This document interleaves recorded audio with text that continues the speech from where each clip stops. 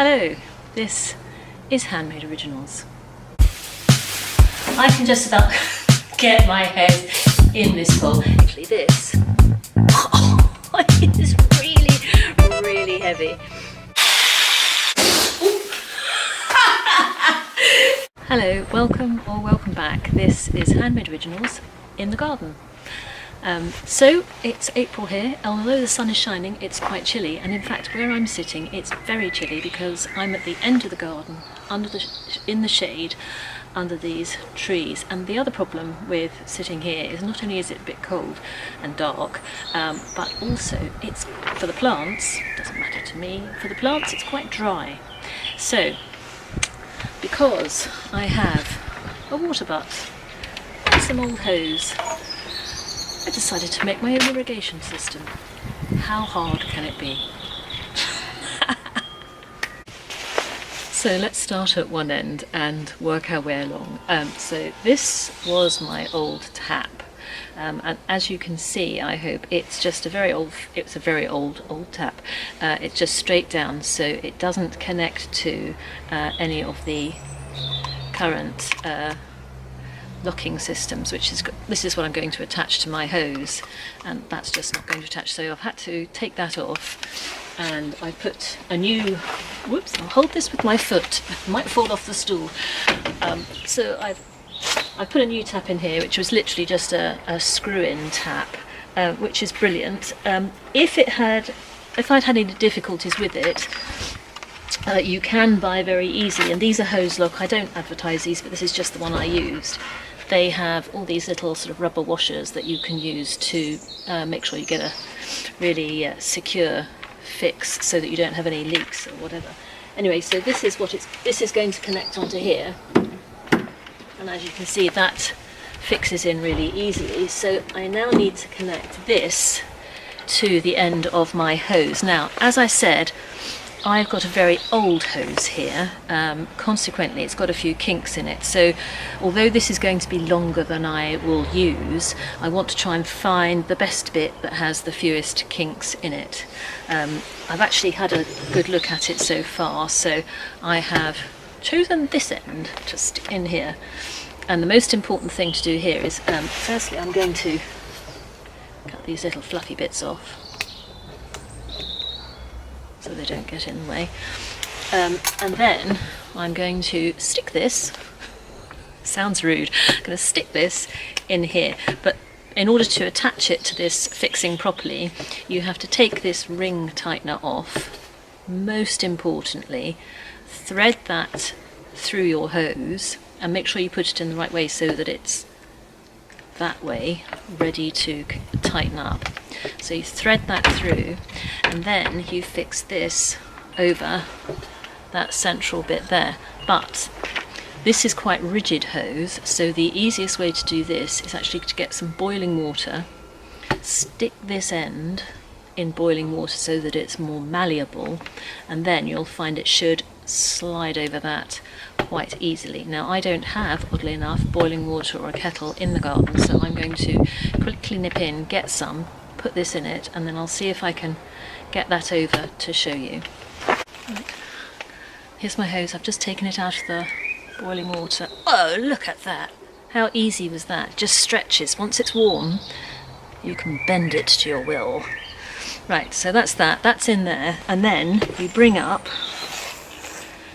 the ring that you threaded first of all, and then as you screw this around here, it's like sort of these plastic claws, and as the ring is screwed around them it kind of pulls them in like that, so they hold that piece of hose firmly.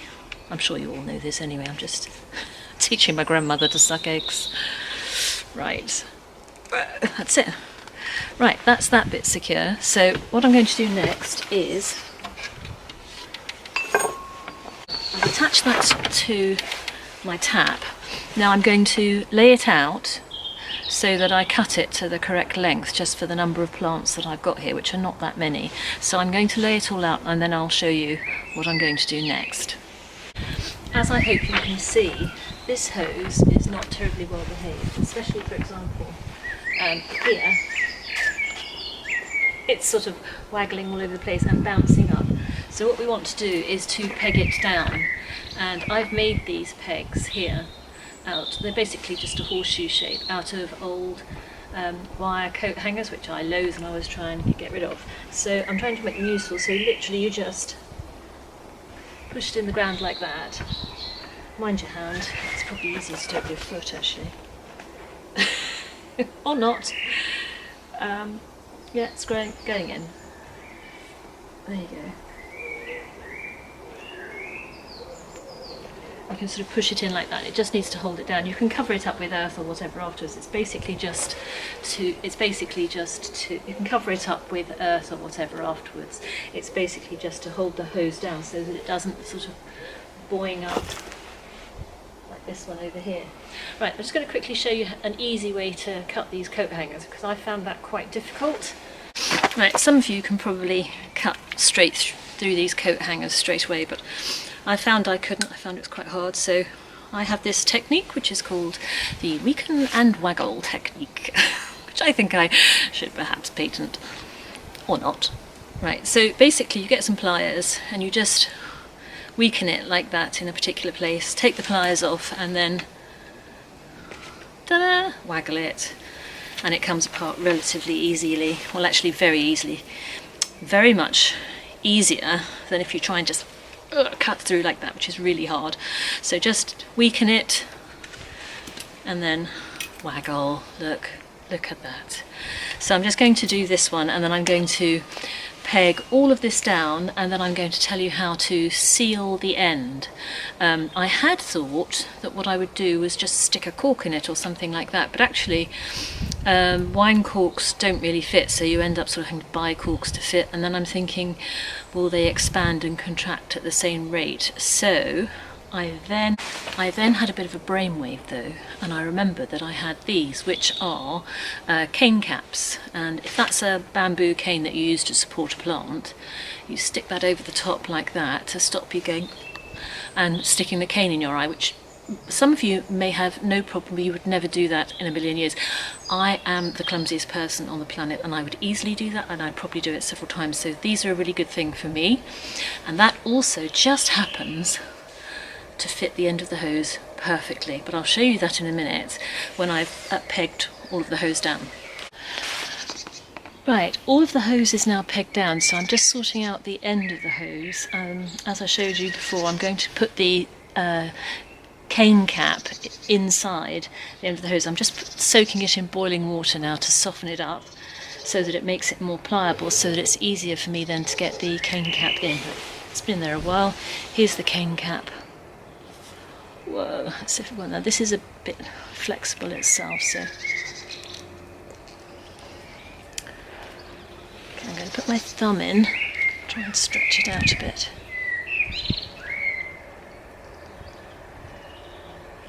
And whoa, there you go. Now that's sort of partially in. I'm going to keep working on it to get it in much further than that, so that it's a tighter seal.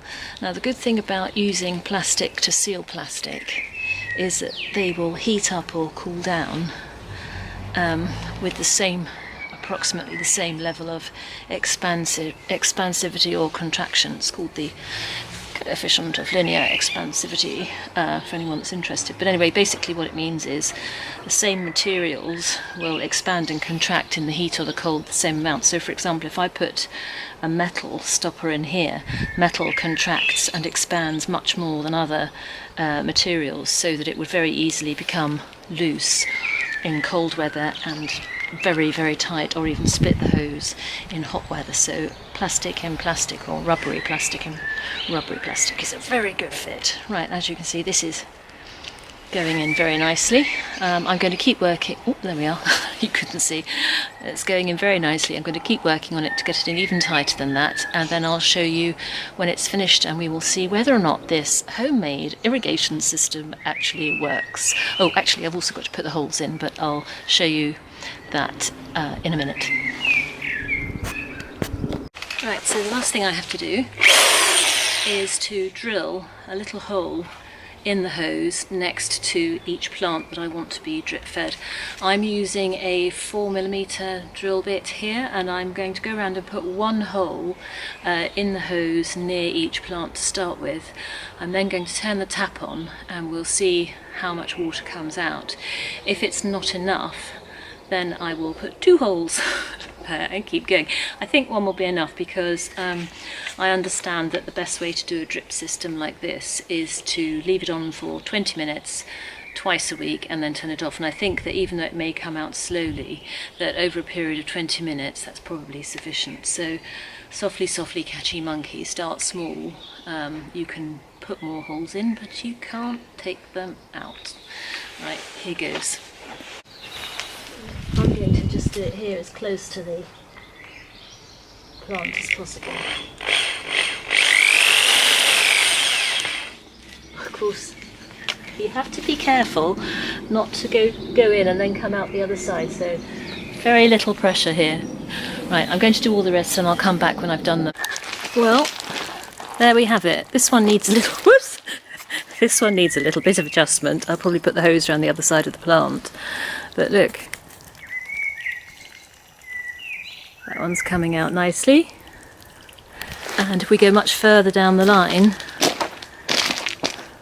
this one is 2, and the furthest one is this fern, which is also getting a lot.